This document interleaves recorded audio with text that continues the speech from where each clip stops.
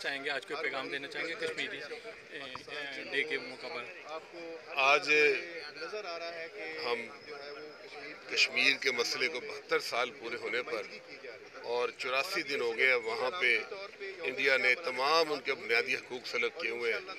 पूरी पाकिस्तानी कौम सिर्फ ये आवाज़ उठा रही है कि अक़वाम मुत्तहिदा की करारदादों के मुताबिक कश्मीर का मसला हल किया जाए, उन्हें हक़ खुद इरादी दिया जाए, उनकी जो आज़ादी सलब की गई है उनको पूरे बुनियादी हकूक़ दिए जाएँ। और जब तक ये नहीं होता, पूरी पाकिस्तानी कौम जैसा कि आज मुत्तहिद है, हमेशा मुत्तहिद होकर उनके साथ है, उनके साथ रहेगी।